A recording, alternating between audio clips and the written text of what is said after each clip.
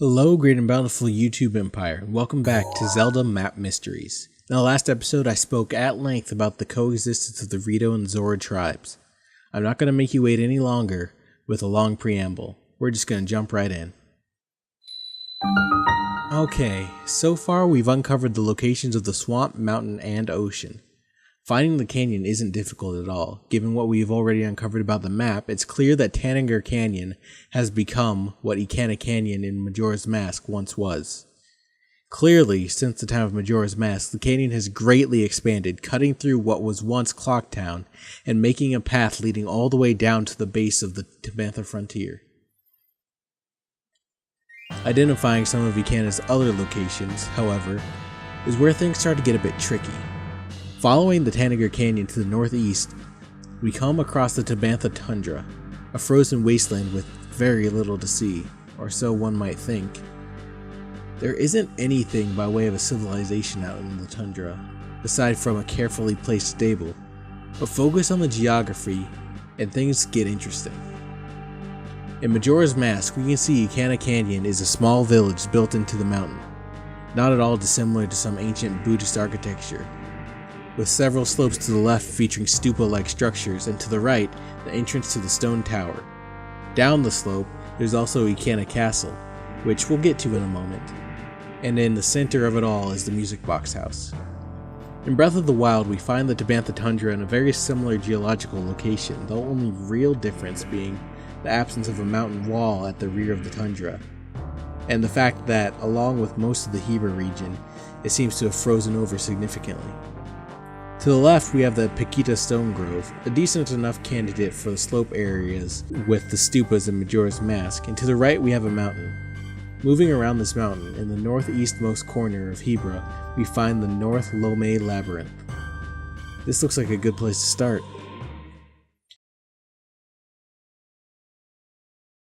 The North Lome Labyrinth must have once been the entrance to the stone tower in Majora's Mask, although the actual stone tower seems to have fallen into the bottomless canyon on the north side of the map. Seeing as the stone tower was clearly made to defile the goddesses, it probably ended up getting smited or something. In fact, that may even be the reason why the southern swamp seems to have dried up. I previously mentioned that the back of the mountain into which Ikana Canyon was carved was missing from Breath of the Wild, presumably having fallen into the same bottomless canyon as Stone Tower, but also missing from the Breath of the Wild map is the Spring Water Cave. In Majora's Mask, the Spring Water Cave was carved into the side of the cliff. It was the source of the Ikana River, a river that flowed into the southern swamp. During the events of Majora's Mask, although the source was dry, the river itself hadn't dried out. But by the time of Breath of the Wild, the southern swamp seems to have lost its connection to the river, and without the river, it's lost its connection to its water source, causing it to dry out and become Lidfo's Bog. Before we move on, let me just say that when it comes to The Legend of Zelda, I recognize that the developers often choose to prioritize gameplay over story. As a game designer myself, I get it. Focusing on gameplay allows you to take a few liberties that you couldn't take if you were focused on continuity. Added to that, the Legend of Zelda has never promised 100% accuracy in the events that unfold as part of the history of Hyrule. This mindset gives the developers a lot of leeway, allowing them to explore new design and story directions, if they need to do so. A built-in excuse to fill in gaps for something that might not seem to fit what's been established. That being said, I also recognize the great pains the developers have taken to ensure the lore of the series and the timelines remains fairly intact. I have yet to find a flaw in the timeline that I can't find a theory for, which is why this one map theory drove me nuts before I finally figured it out. The next part is something that perplexed me for a very long time. It became a wrench and pretty much all of my map theories that I couldn't possibly reconcile, until finally it clicked.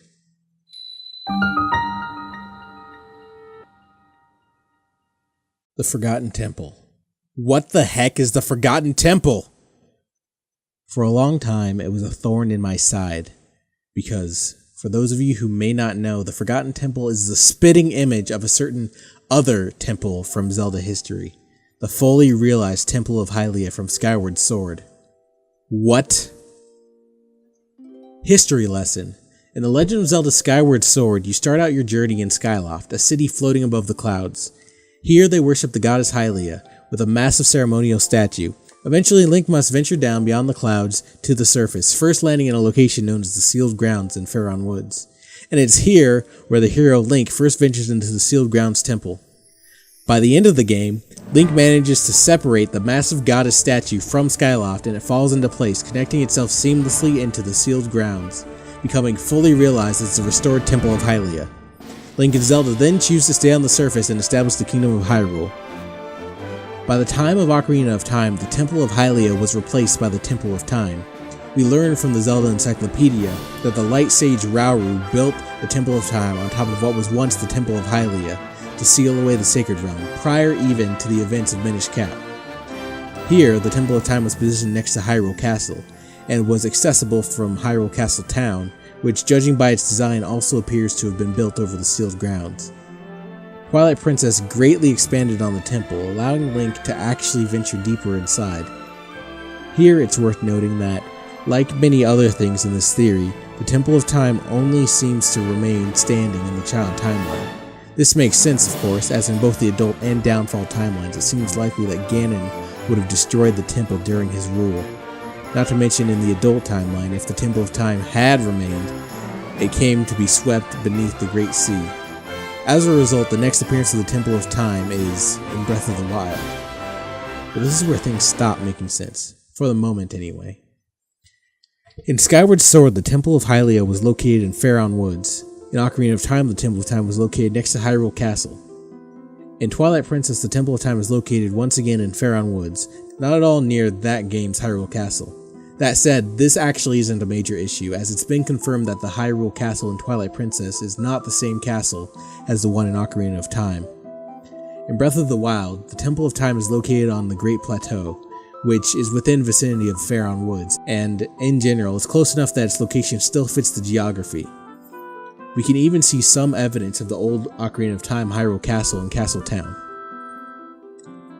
But seemingly in spite of all this, we have the Forgotten Temple, all the way across the map from where it should be, as if the sealed grounds up and moved because it didn't like the scenery.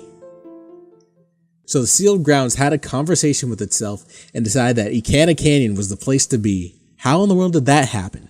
It shouldn't, it couldn't. Now, I've seen plenty of people shrug this off as simply a fun callback or Easter egg, but they're wrong. Kinda. I mean, it is definitely a fun callback and an Easter egg, but it's nothing to shrug at. Those who write this off as only an Easter egg simply aren't giving the developers enough credit. These guys are smart. They make video games for a living, and they do it well, and they love Hyrule. This isn't the kind of mistake one makes lightly just for the sake of having it. At least not in Zelda, where the lore is a lot more carefully kept. If it was Mario, sure, but that wishy-washy approach to lore is simply not how The Legend of Zelda is handled. So how do we make sense of this?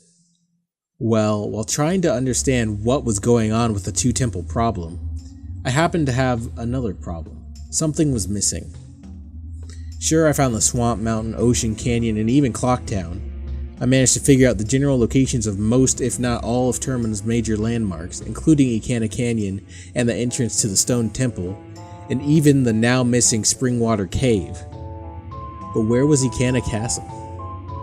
It was a massive and prominent structure. Surely it wouldn't just vanish. So I looked into it. Then I looked at it. And then it hit me. The solution to both of my problems had the same answer. The Forgotten Temple wasn't the sealed grounds at all, as I had believed. Nor was the Ikana Castle missing. The Forgotten Temple was Ikana Castle. The more I looked at it, the more certain I became. Let's start, as we've always started, with the geography.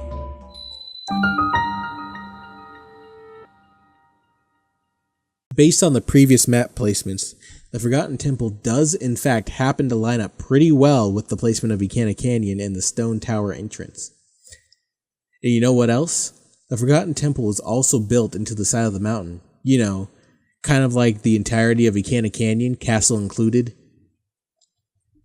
One of the pieces of evidence I found that seemed to support the Forgotten Temple having connections to the sealed grounds were the bird statues on the outside. Something similarly featured on the Temple of Hyrule.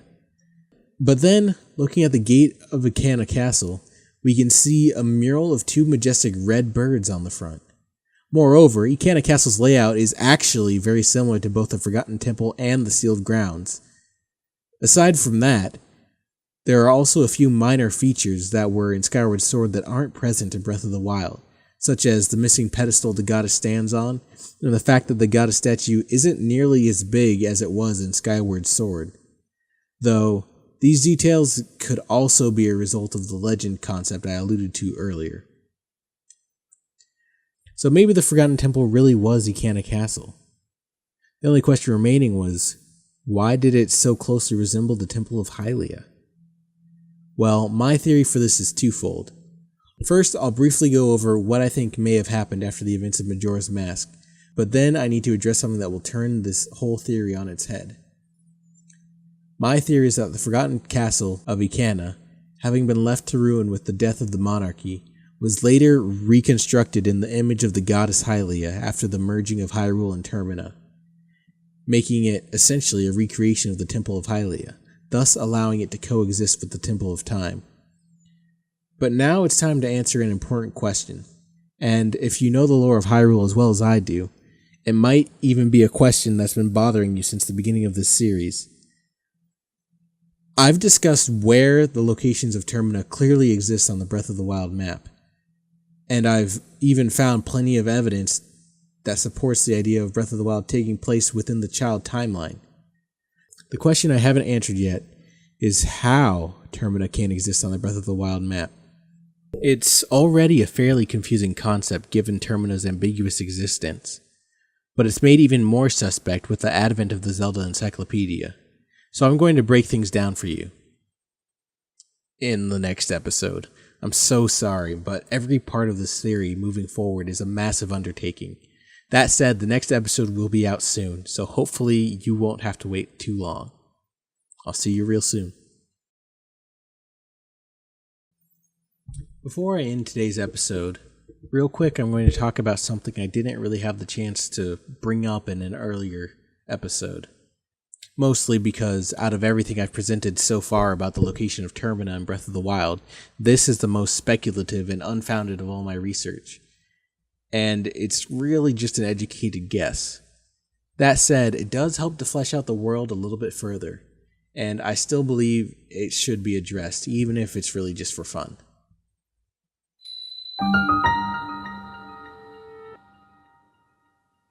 Let's start from the beginning.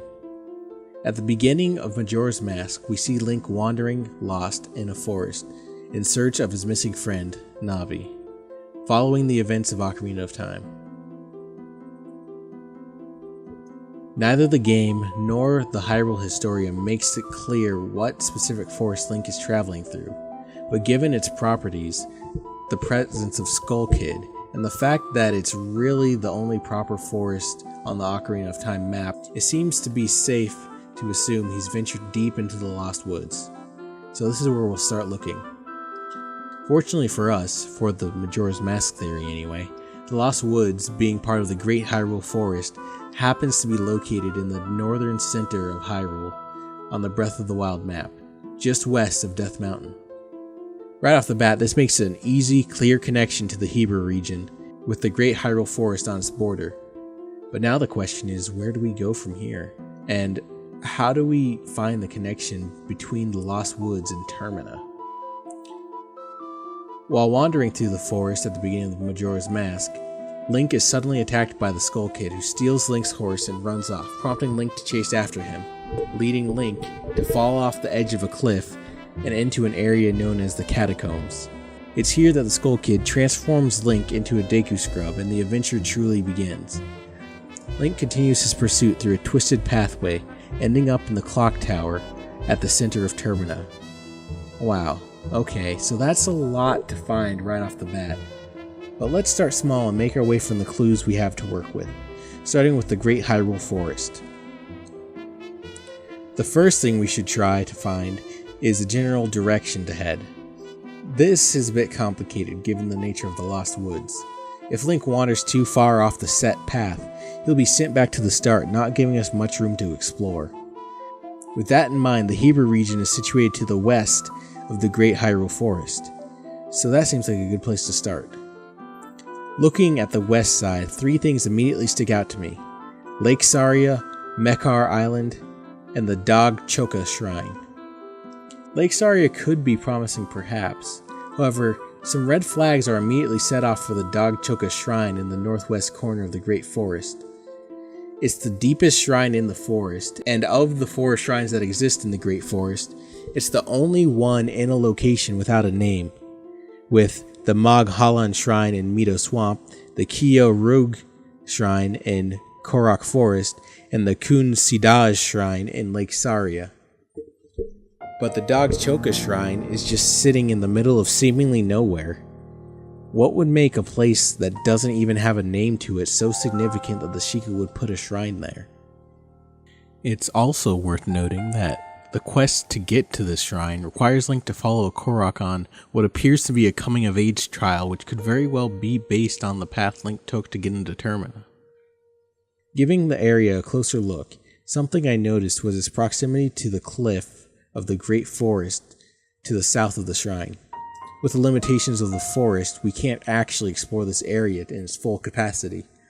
However, we can begin to theorize and make estimations based on the information we have. Hundreds of thousands of years ago, at the time of Majora's Mask, I think this cliff face very well could have been the one Link fell down that began his descent into Termina. Following this, there would have been a path similar to the one we see in the game, leading through Mekar Island, the tree upon which may even be what's become of the Deku Butler's son, whose corpse could be found on the very same path, or possibly more likely it might just be what's become of Mekar since his presumed death, hence the island's name. It appears the area where the catacombs once were have become filled with the water that now surrounds the Great Forest as Lake Mekar. Presumably, this water may have come from the river sourced at Ikana Canyon, which seems to have dried out by the time of Breath of the Wild. Something I feel further supports this claim is the small ditch on the shore between the Aldor foothills and Elma Knolls, just north of the Sleeping Hinox. Here there's an area very dissimilar to the rest of the shoreline. Where the rest is primarily hard stone, this one section conveniently within the same movement line from the shrine to Mekar Island just so happens to be a loose patch of rough dirt and stone. While this area doesn't appear to have any noticeable man-made structures, it does seem a bit unnatural, with the area being topped by displaced patches of grass-covered stone. I think it's entirely possible that this area is where the twisted pathway Link travels down to enter the clock tower once was. But it appears to have been covered up by a landslide which, over thousands of years, has settled into what we see now. This path, possibly truncated by some kind of magic technology in Majora's Mask, as evidenced by the twisted nature of the pathway, similar to some areas of the Forest Temple in Ocarina of Time, may have led through what is now Tanager Canyon and into Clocktown. Thank you for watching. Next time I'm going to explain how Termina can exist in Breath of the Wild's Hyrule, and hopefully it might clear up any lingering confusion.